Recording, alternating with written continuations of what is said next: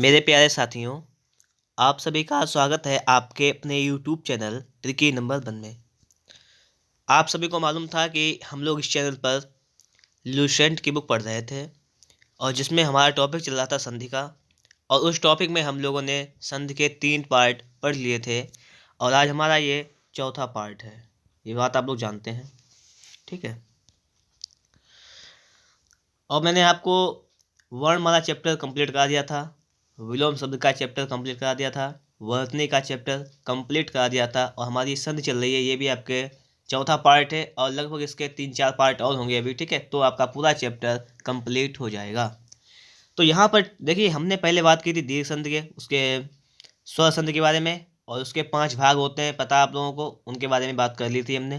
फिर इसके बाद हमने पार्ट 3 में बात की थी व्यंजन संधि के बारे में, और आज ये बात करेंगे हम लोग विसर्ग संधि के बारे में। क्योंकि संधि देखिए 3 प्रकार की होती है, अमूमन आप लोग जानते हैं ये बात। देखिए विसर्ग संधि क्या होता है वो समझिए पहले, कि विसर्ग के बाद स्वर या व्यंजन आने पर विसर्ग में जो विकार होता उसे विसर्ग संधि कहते हैं। मतलब क्या है कि विसर्ग के बाद या तो स्वर आ जाए या व्यंजन आ जाए, ठीक है। जैसे यहाँ पर आपके सामने लिखा हुआ है नहीं, ये विसर्ग लगी हुई है प्लस आहार, तो हो जाएगा निराहार। संधि क्या हो जाएगी? निराहार। ये विच्छेद है, लिखा है दु प्लस आशा, हो जाएगा दुराशा। तपह भूमि तो हो जाएगा तपो भूमि। मनः योग हो जाएगा मनो योग। इस बात को देखिए क्लियर करते हुए चलना है हमें, इस बात को क्लियर करते हुए चलना है हमें। यहाँ पे लिखा हुआ है, पहला लिखा हुआ है कि निह, निह प्लस आहार तो क्या हो जाएगा? निराहार। दुह प्लस आशा हो जाएगा दुराशा। तपहा प्लस भूमि तो हो जाएगा तपोभूमि। मनहा प्लस योग मनोयोग। अब देखिएगा इसके जो नियम है इसके बारे में आप पढ़ेंगे, विसर्ग संधि के प्रमुख नियम उनको पढ़ेंगे, ठीक है। तो आप लोग टेंशन मत लीजिएगा, वीडियो को बिल्कुल लास्ट तक देखिएगा, आपके सारे डाउट क्लियर हो जाएंगे। अब देखो पहला है नियम, इसको समझते हैं हम लोग, ठीक है। पहला नियम कह रहा है कि विसर्ग का ओ हो जाता है। ओ कब हो जाता है? ये देखो, यदि विसर्ग के पहले वर्ण पहले आ और बाद में आ, अथवा प्रत्येक वर्ण का तीसरा चौथा पांचवा वर्ण अथवा या रा ला वा हा हो तो विसर्ग का ओ हो जाता है। जैसे समझो, लिखा हुआ है तपा मनहा प्लस अनुकूल, ये पहला है आ तो ओ हो जाएगा इसका, तो हो जाएगा मनोनुकूल, ठीक है। ये लिखा हुआ है यदि विसर्ग का पहला आ या बाद में आ अथवा वर्ण का तीसरा हो, चौथा हो, पांचवा हो, या रा ला वा हा हो तो ओ हो जाता है। जैसे लिखा हुआ है, इसको देखो, अधहा प्लस गति, तीसरा वर्ण हैगा, काखा गा तीसरे नंबर पे आता है तो हो जाएगा अधोगति। तपहा धन बल तो हो जाएगा तपोबल। वा लिखा हुआ है तो क्या हो जाता है? ओ हो जाता है ना, ठीक। वयहा प्लस वृद्धि क्या हो जाएगा? वयो वृद्धि। तपहा प्लस भूमि क्या हो जाएगा? तपो भूमि। पया प्लस द क्या हो जाएगा? पयोध। पया प्लस धन क्या हो जाएगा? पयोधन। मनहा प्लस रथ मनोरथ। मनहा प्लस योग मनोयोग और मनहा प्लस हर मनोहर। तो देखिए इसमें जो लॉजिकली बात है उसको समझना है। अगर विसर्ग जो लगी हुई है अगर उसके बाद क्या आ जाए? आ जाए, या आ जाए, रा आ जाए, ला आ जाए, वाह आ जाए या हा आ जाए, या प्रत्येक वर्ण आपके देखिए 5 होते हैं, का वर्ग होता है, चा वर्ग होता है, छा वर्ग होता है, ठीक है। का वर्ग, चा वर्ग होता है, ठीक है, टा वर्ग होता है, ता वर्ग होता है, ठीक है। ये चीज़ होती है ना, बताया था मैंने आपको। अगर आपको ये वर्ग नहीं मालूम है तो आप लोग फटाफट से जाइएगा डिस्क्रिप्शन बॉक्स में, उसमें आपको लिंक मिल जाएगा और लिंक पर क्लिक करते ही आपको मिलेंगे वीडियोज़। तो आप लोग वर्णमाला चैप्टर को कंप्लीट कर लीजिएगा, आपको वर्ण के बारे में जानकारी बिल्कुल क्लियर हो जाएगी, ठीक है। तो बस ये वर्ण का तीसरा हो, चौथा हो, पांचवा अगर अच्छा है उसके बाद में तो इसका आ का ये सभी का ओ हो जाता है। ये देखिए ओ पाई लग गई सभी में, सभी का ओ हो जाता है। ये बात यहाँ पर आपका पहला रूल कह रहा है, ठीक है। तो उम्मीद करता हूँ आप लोगों को ये रूल समझ में आया होगा और हम लोग चलेंगे अगले। देखिए इसमें अपवाद क्या है, इसका अपवाद थोड़ा सुन लीजिएगा। इसमें एक थोड़ा सा अपवाद है कि पुनः एवं अंत में विसर्ग का रा हो जाता है। अब विसर्ग का रा कब होता है? देखो अपवाद है थोड़ा सा, लिखा पुनः और अंत, सिर्फ पुनः और अंत के लिए क्या होता है? अंतः लिखा पुनः और अंतः में विसर्ग का रा हो जाता है। कैसे? देखो लिखा है पुनः प्लस मुद्रण तो हो जाएगा पुनर्मुद्रण। क्या हो जाएगा? पुनर्, ये रा लग गया, पुनर्मुद्रण। पुनः प्लस जन्म क्या हो जाएगा? पुनर्जन्म। ये देखिए अपवाद है, इनको भी याद कर लेना सही से, कि पुनः प्लस मुद्रण क्या हो जाएगा? पुनर्मुद्रण। पुनः प्लस जन्म क्या हो जाएगा? पुनर्जन्म। और अंतः प्लस धान क्या हो जाएगा? अंतधान। अंतर्धान। और अंतः प्लस अग्नि क्या हो जाएगा? अंतरग्नि।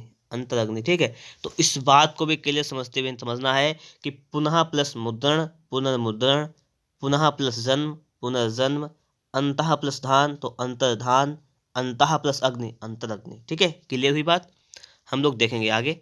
आगे लिखा हुआ है कि विसर्ग का रा हो जाता है। अभी तो ओ होता था, अब रा कब हो जाता है?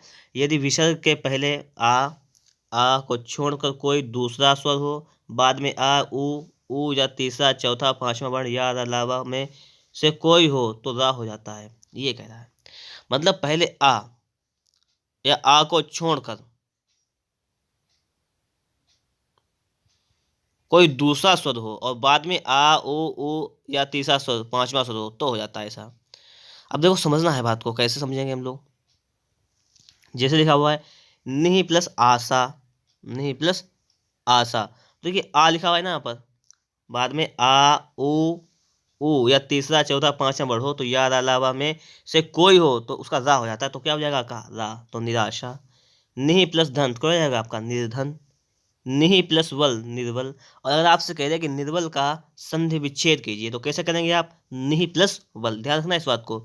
ये लिखा हुआ है निहि प्लस जन हो जाएगा निर्जन। आशीह प्लस वाद तो क्या हो जाएगा आशीर्वाद। दुह प्लस बल तो क्या हो जाएगा दुर्बल। ठीक है, इसको देखिए पढ़ते हुए चलना है सही तरीके से, आपको समझना भी है। लिखा है दुह प्लस जन तो क्या हो जाएगा दुर्जन। निहि प्लस धारण निर्धारण क्या हो जाएगा निर्धारण। दुह प्लस उपयोग क्या हो जाएगा आपका दुरुपयोग। दुह प्लस उपयोग दुरुपयोग। दुह प्लस ऊह क्या हो जाएगा दुरूह। वही प्लस मुख क्या हो जाएगा बहिर्मुख, ये हो जाएगा आपका बहिर्मुख। ये भी बात क्लियर है, आप लोगों को ये भी बात समझ में आ रही होगी बिल्कुल। अगर हम लोग आगे बात करें तो आगे लिखा हुआ है कि विसर्ग में शाह हो जाता है। अब देखिए विसर्ग में शाह कब हो जाता है, हमने देखिए ओ पढ़ लिया है, रा पढ़ लिया है, देखिए शाह को पढ़ना है कि विसर्ग में शाह कब हो जाता है। यदि विसर्ग के पहले कोई स्वर हो और बाद में चा, छा या शा हो तो विसर्ग का शाह हो जाता है। क्या क्या हो, चा, छा, शा। अब देखो विसर्ग है नि प्लस और चिंता, चिंत तो क्या हो जाएगा, देखिए यहाँ पे चा लिखा हुआ है तो हो जाएगा निश्चिंत, ये सा हो जाता है। ठीक है, ये बात क्लियर हुई कि क्या हो जाता है शाह हो जाता है शाह। इसका क्या हो जाता है ये शाह हो जाता है तो हो जाएगा आपका निश्चिंत। आगे लिखा हुआ निहि प्लस छल तो क्या हो जाएगा निश्छल। दुह प्लस शासन तो हो जाएगा दुशासन, सा हो जाता है। दुह प्लस चरित्र तो हो जाएगा दुष्चरित्र। ठीक, क्या हो जाएगा दुष्चरित्र हो जाएगा। ये भी बात क्लियर हुई, समझ गए आप लोग कि विसर्ग का शाह हो जाता है यदि विसर्ग के पहले कोई स्वर हो, बाद में चा, छा या शा हो तो विसर्ग का शाह हो जाता है। जैसे निहि प्लस चिंत हो जाएगा निश्चिंत, निहि प्लस छल निश्चल, दुह प्लस शासन दुशासन, दुह प्लस चरित्र दुष्चरित्र। क्लियर हुई बात। अगर हम लोग आगे देखें इसको देखिएगा कि विसर्ग का शाह हो जाता है कि विसर्ग से के पहले ई, उ और बाद में का, खा, टा, ठा, पा, फा में से कोई वर्ण हो तो विसर्ग का शाह हो जाता है। देखो विसर्ग से पहले ई या उ, ये विसर्ग लगी उससे पहले ई की मात्रा लगी हुई है या उ की मात्रा लगी हुई है, लगा हुआ है। ठीक है, इसके बाद में का, खा, टा, ठा, पा, फा ये अच्छे लिखे कोई भी हो तो क्या हो जाता है तो उसका शाह हो जाता है। जैसे लिखा हुआ है आपका कि निहि प्लस कपट तो हो जाएगा निष्कपट। निहि प्लस कंटक निष्कंटक। धनु प्लस टंकार तो धनुष टंकार, ये हो जाएगा। आगे लिखा निहि प्लस ठुर तो हो जाएगा निष्ठुर। निहि प्लस प्राण तो निष्प्राण। और निहि प्लस फल तो हो जाएगा निष्फल। अपवाद दुह प्लस खा में होता है दुख। दुह और प्लस खा मिलकर क्या हो जाता है दुख हो जाता है, ये एक अपवाद है। ठीक है, तो इसको भी हमें सही तरीके से समझना है। और देखो इससे पहले हमारा एक था ये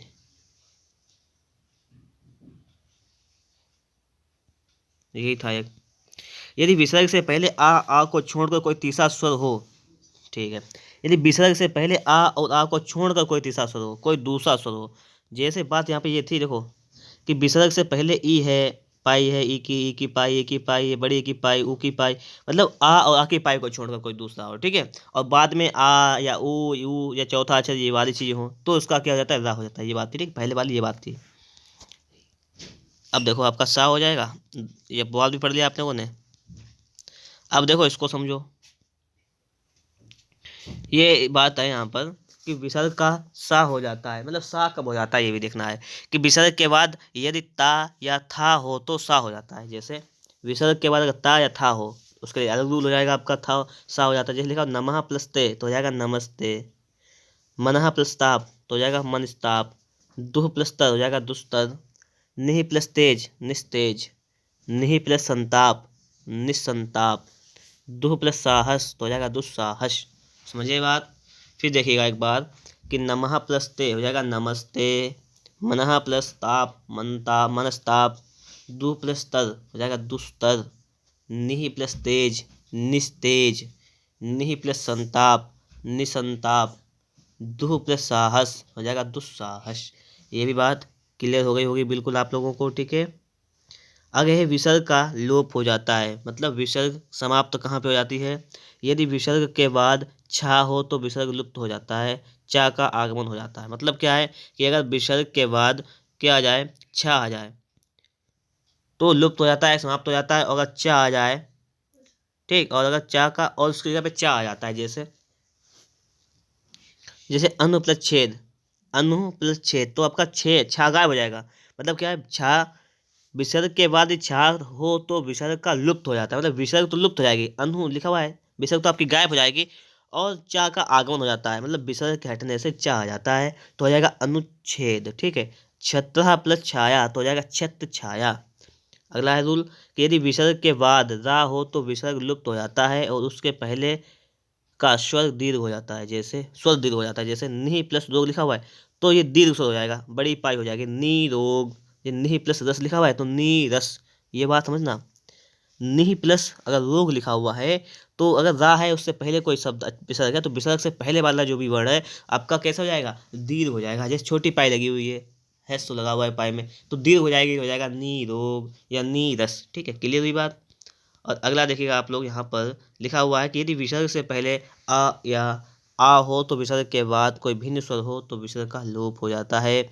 अतः प्लस एव तो क्या हो जाएगा, अतएव। मतलब कि यदि विसर्ग से पहले आ या आ हो, आप विसर्ग से पहले अगर आ या आ हो तो विसर्ग के बाद कोई भिन्न स्वर हो तो विसर्ग का लोप हो जाता है। तो यहाँ पे विसर्ग का बिल्कुल ही लोप हो जाता है, तो खाली ऐसे ही शब्द जुड़ जाते हैं अतएव, ठीक है। ये तो इसको एग्जाम्पल को भी सही से समझते हुए चलिएगा। अगर आपसे कह दिया जाए कि अतएव का संधि विच्छेद कीजिएगा तो आपको क्या करेंगे, अतः प्लस एव क्या हो जाएगा, अतएव, ठीक है। अगला आपका देखिए लिखा हुआ है यहाँ पर, ये 7 नंबर है, इसमें इसको समझना है। लिखा हुआ है कि विसर्ग में परिवर्तन न होना, यदि विसर्ग के पूर्व आ हो बाद में का या पा हो तो विसर्ग में परिवर्तन नहीं होता है। विसर्ग से पहले आ हो और बाद में का या पा ध्यान रखना तो विसर्ग नहीं हटती। जैसे प्रातः प्लस लिखा हुआ है काल तो हो जाएगा आपका प्रातः काल, अंतः प्लस करण हो जाएगा अंतःकरण, अंतः प्लस पुर तो क्या जाएगा अंतःपुर, और अधः प्लस पतन हो जाएगा अधः पतन। क्लियर। अपवाद देखिएगा, अपवाद है नमः और पुरः में विसर्ग का शा हो जाता है, जैसे नमः तो नमः पुरस्कार क्या हो जाएगा नमस्कार, ये हो चुका है, और पुरः पुरस्कार हो जाएगा पुरस्कार, ठीक है। तो इसमें क्या है का इस विसर्ग का शा हो जाता है। बात क्लियर हो रही होगी आप लोगों को, ये समझ में आ रहा होगा। अगर आप लोगों को वीडियो अच्छा लग रहा है तो फटाफट से एक बार वीडियो को आप लोग लाइक कर दीजिएगा। चैनल पर नए हैं, सब्सक्राइब नहीं किए हैं आप लोग तो सब्सक्राइब भी जरूर कर लीजिएगा। और भी हम लोग देख लेते हैं कि इसमें क्या रह गया। देखिए संधियाँ तो आपकी समाप्त हो जाएंगी, इसके बाद चलेंगे आपकी प्रैक्टिस, आप करेंगे प्रैक्टिस, उसके बाद आपका होगा टेस्ट, ठीक है। कम से कम आप लोग 2 वीडियो में प्रैक्टिस करेंगे और उसके बाद आप लोग अगले वीडियो में टेस्ट देंगे, ठीक है। तो थोड़ा सा इसमें और लगेगा, इसको ही हम लोग पढ़ लेते हैं। हिंदी की कुछ विशेष संधियाँ हैं, विसर्ग संधि तो समाप्त हो गई, अब कुछ विशेष संधियाँ क्या हैं कि संस्कृत की संधियों के अतिरिक्त हिंदी की कुछ विशेष संधियाँ हैं, इनके नियम अभी तक स्पष्ट नहीं है। बात समझिए, नियम अभी तक स्पष्ट नहीं है, तथापि कुछ का परिचय निम्नलिखित है। नियम नहीं दिए गए हैं, परिचय देखिए। आ का आ हो जाना, पहला ये लिखा हुआ है, इसका परिचय देखिए। आ का आ हो जाना। आम चूर तो हो जाएगा आपका अमचूर, हाथ कड़ी हथकड़ी हो जाएगा, राजवाड़ा तो रजवाड़ा, लड़कापन तो लड़कपन। समझ रहे हो यहाँ पर कि मतलब क्या है, बड़े आ की जो पाई है कम के होकर छोटे आ में कन्वर्ट हो रही है। जैसे बड़ा आम चूर लिखा हुआ तो अमचूर, हाथ कड़ी तो लिखा हुआ हथकड़ी, राजवाड़ा तो हो जाएगा रजवाड़ा, लड़कापन तो हो जाएगा लड़कपन। क्लियर हुई बात। ये लिखा हुआ है कान कटा तो हो जाएगा कन कटा। आगे देखिए, आगे लिखा हुआ है कि ई या ई के स्थान पर ई हो जाता है, जैसे शक्ति प्लस यहाँ लिखा हुआ है तो हो जाएगा आपका शक्तियाँ। ई या ई के स्थान पर ई हो जाता है तो हो जाएगा शक्तियाँ, ठीक है। देवी प्लस आ हो जाएगा देवियाँ। ई या ऊ का क्रम ई या ऊ से हो जाता है, मतलब क्या है, कन्वर्ट हो जाता है। बड़ी ई है तो छोटी ई में, बड़ा हो छोटे ऊ में। जैसे नदी प्लस आ हो जाएगा नदियाँ, ठीक है, बड़ी ई की पाई लगी तो छोटी में कन्वर्ट हो जाएगी, नदी यहाँ का हो जाएगा नदियाँ। बधू प्लस ए तो क्या हो जाएगा बधु ए, बधू होता है ना बधू, और अगर जब बधुएं लिखते हैं तो क्या हो जाएगा वधू, छोटे ऊ की पाई लग जाती है, तो ये में कन्वर्जेशन हो जाता है। तो उसको भी समझते हुए चलेगा। एग्जाम्पल में अगर आपसे मान लीजिए उदाहरण में आपसे पूछ लेता है कि इसका क्या हो जाएगा संधि, तो उस प्रकार से आप बता सकते हैं, ठीक है। आगे है कि हा का भा, कि जब तब कब सब अब आदि शब्दों के पीछे ही आने पर ही के हा का भा हो जाता है। मतलब समझिए, जैसे लिखा हुआ है जब और ही आ गया तो क्या हो जाएगा जब ही, ये है। जब कब सब अब आदि के पीछे ही आने पर यह भा हो जाता है, ठीक है, ये है बात। जब कब तब सब अब के बाद शब्दों के पीछे ही आने पर ये भा हो जाता है। कब ही भी लिखा ही लिखा हुआ तो हो जाएगा कभी, तब प्लस ही हो जाएगा तभी, सब प्लस ही हो जाएगा सभी, ठीक है। हा का लोप देखिएगा। नंबर 1, कभी कभी कुछ शब्दों की संधि होने पर किसी एक ध्वनि का लोप हो जाता है, जैसे ही में हा का लोप हो जाता है। जैसे यह प्लस ही तो क्या हो जाएगा यही, किस प्लस ही हो जाएगा किसी, वह प्लस ही मतलब वही, उस प्लस ही उसी। इस प्रकार से ये लोप हो जाता है, ठीक है। कभी कभी दोनों ध्वनियों में भी लोप हो जाता है। पहले शब्द में आ स्वर का, दूसरे शब्द में हा व्यंजन का लोप हो जाता है और अनुनासिकता दूसरे स्वर पर पहुंच जाती है। जैसे लिखा हुआ है वहाँ प्लस ही हो जाएगा वहीं, कहाँ प्लस ही क्या हो जाएगा कहीं, यहाँ प्लस ही क्या हो जाएगा यहीं, और जहाँ प्लस ही क्या हो जाएगा यहीं। बात क्लियर है आप लोगों को, समझ रहे होगे आप लोग इतना। तो इस प्रकार से देखिएगा हमारा भी वीडियो समाप्त हो गया है। और आप लोग ने अगर अभी तक वीडियो को लाइक नहीं किया है तो आप लोग एक बार वीडियो को लाइक जरूर कर दीजिएगा। चैनल पर नए हैं आप लोग, चैनल को सब्सक्राइब नहीं किए हैं तो चैनल को भी सब्सक्राइब कर लीजिएगा, साथ में बेल आइकन को प्रेस कर लीजिएगा, जिससे कि आने वाली वीडियो की नोटिफिकेशन आप लोगों तक सबसे पहले पहुंच जाए। वीडियो देखने के लिए आपका बहुत बहुत धन्यवाद।